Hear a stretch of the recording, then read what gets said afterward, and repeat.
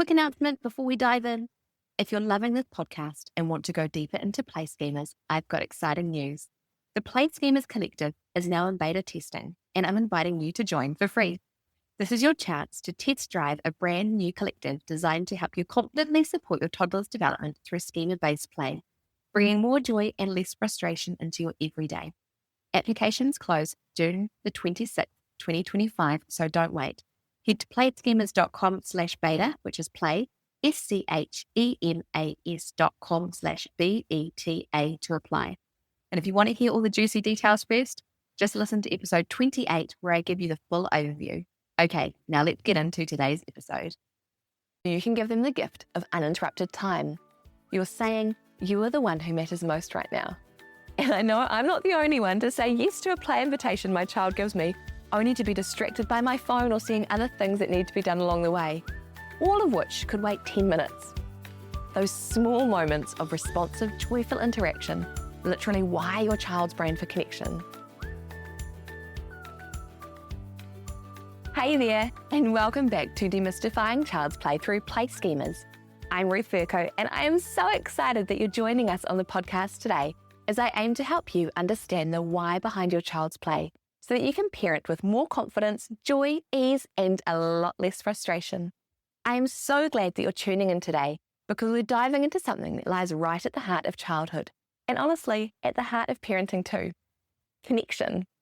Now, recently I came across a blog post that made the case that connection with your child doesn't require play, that instead you can build connection through things like sharing meals, walking together, or doing household chores side by side. And on the surface, I get it. There's a beautiful simplicity in finding connection in those everyday moments. But I have to be honest, I don't fully agree with the idea that play isn't necessary for connection. In fact, I believe the opposite. And the more I thought about it, the more it really got to me. Play is foundational for connection, especially in those early years. It's not just one way to connect with your child. For most young kids, it's the most natural, powerful, and effective way to connect with them. So today, I want to unpack why play is so important for connection, how it builds your relationship with your child, and how understanding something called play schemas can help you tune into your child's play more meaningfully. So let's get comfortable. Whether you're out on a walk, catching a rare moment of quiet, or multitasking around the house, let's dive in and explore connection through play and why I believe it's so important to connect in this way. Now, I've got about 6 points I want to work through, but first things first, play is the child's first language of connection. As adults, we rely a lot on conversation. We chat over coffee, we send texts, we talk things through. This is how we maintain relationships and how we work through what's going on in our world. But toddlers and preschoolers, they don't have that level of language yet. For them, play is the language of connection. When your little one hands you a toy phone and says, "Ring, ring," they're not just playing, they're saying, "This is something important to you. This can be something important to me. Will you join me in this moment? Will you step into my world?" And when I put it like that, does that have a little more meaning? They're not just choosing a random toy or picking a random play buddy. They're choosing you to step into their world. They're choosing you to connect with. When you say yes, even for just a few minutes, you're saying, "Yes, I see you. Yes, I'm here with you." And that is the essence of connection. Play gives children a safe, joyful way to express who they are, what they're feeling, and what they're curious about. And when we join them in that space, we're meeting them where they are, not where we want them to be. Okay, so let's head into point 2, about how play builds attachment and emotional safety. Now, there is decades of research behind this idea too, as well as behind play schemas. But for child development, we've got experts like Dr. Stuart Brown or Dr. Peter Gray, who have written extensively about the role of play in human connection, not just between kids and caregivers, but in relationships of all kind. But for today, if we're thinking about early childhood, play takes on an even deeper role. It helps to build secure attachment, that feeling of, I am safe, I am seen, I am supported. When you play with your child, when you follow their lead, you share in their joy and you laugh together, you're showing up in a way that says, "You're worthy of my time and attention, and I delight in who you are." I know that it's not always that easy to delight in your children, especially if you're having a sleepless night or if it's just been a really busy day. But taking that time to delight in your child will bring more joy and less frustration.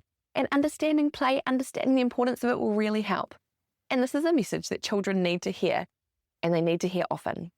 For you, it might look like putting your phone in another room, even for 10 minutes, so you can give them the gift of uninterrupted time. You're saying you are the one who matters most right now.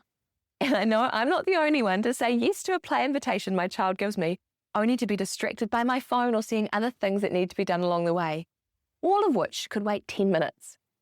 Those small moments of responsive, joyful interaction literally wire your child's brain for connection. They learn that relationships are safe and trustworthy. They learn that you are their base, you are their home, and from there they can go off and explore the world confidently. And why am I all about connection? Now, if you've listened to a few of my episodes, you will have heard me say more than once that I'm in the physical stage of raising toddlers. Currently, I've got a 1.5-year-old and a 4-year-old and another one on the way. But I keep at the front of my mind that we're not in this young age forever. I'm raising my children for life. Children who'll become teenagers, who'll become adults, and they'll have their own toddlers. And when they get to that stage, I, and we as my husband and myself, want to have laid the foundations to be the kind of parents that they're connected with, the parents they can share their joys and struggles and mistakes. And this all comes from talking their language.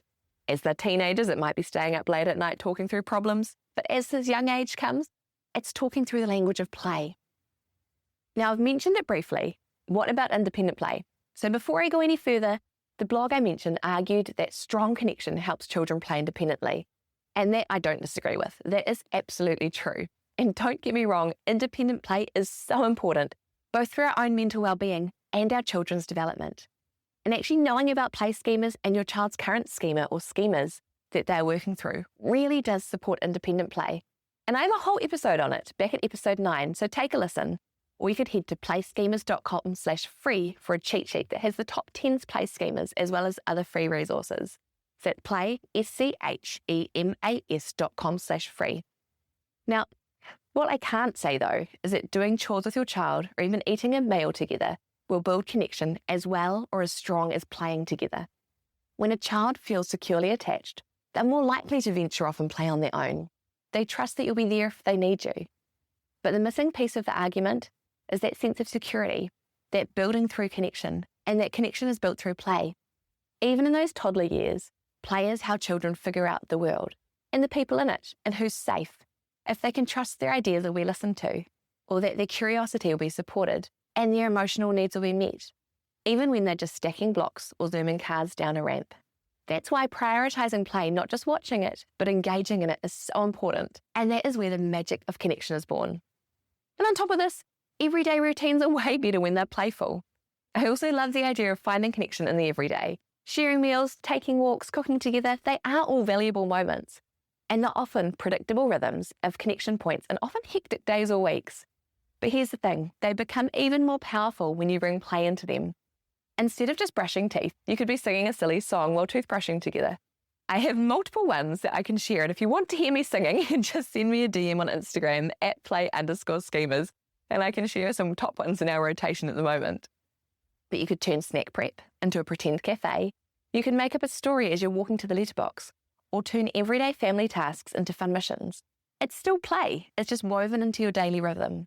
We don't need to separate connection and play. We can blend them. Because when we do, those ordinary routines become extraordinary connection points. Okay, so I briefly mentioned it before, but how do play schemas help support children through play? Now, play schemas can really help you tune into your child's play in a really meaningful way. If you're new here, play schemas are those natural urges that all children have to explore ideas and concepts through repeated patterns of play. They are universal, they are worldwide. No matter where you're from, no matter where you are, children play in repeated ways. And there are 10 core play schemas that I talk through, including things like trajectory, which is throwing, dropping, watching things move through space, transporting, which is moving objects from one place to another, enveloping, which is wrapping or covering objects or themselves, and many more. So again, if you want to have all of them, head to playschemas.com/free for free downloads and other resources to help you understand these top 10. Now, each child will naturally gravitate to one or more of these schemas at a time. And when you start to recognize them, you begin to understand the why behind your child's play. For example, if your toddler is constantly throwing things or jumping things off any ledge they can find, they may be deep in the trajectory schema. That means they're exploring how things move through space. Knowing that gives you the power to support that urge safely and intentionally. You might offer a basket of softballs to throw into a hoop, or put some cushions on the floor to create a soft fall space. Suddenly you're not just managing behaviour, but you're connecting through play in a way that feels right to them.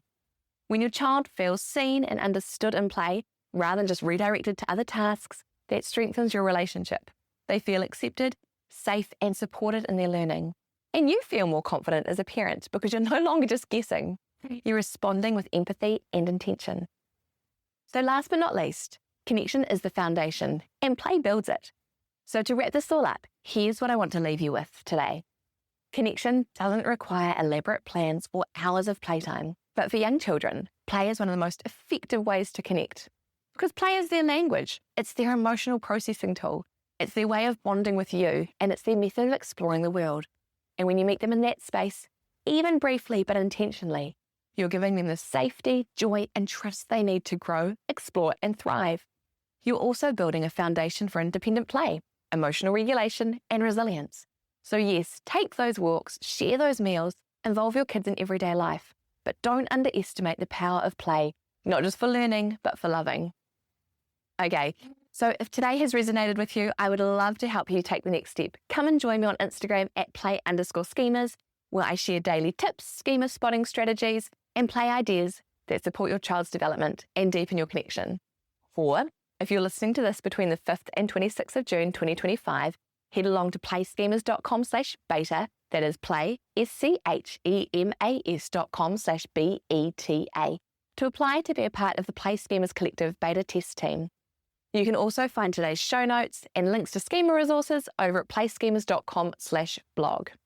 So thanks so much for listening. Until next time, keep playing, keep connecting, and remember, today is a great day to play.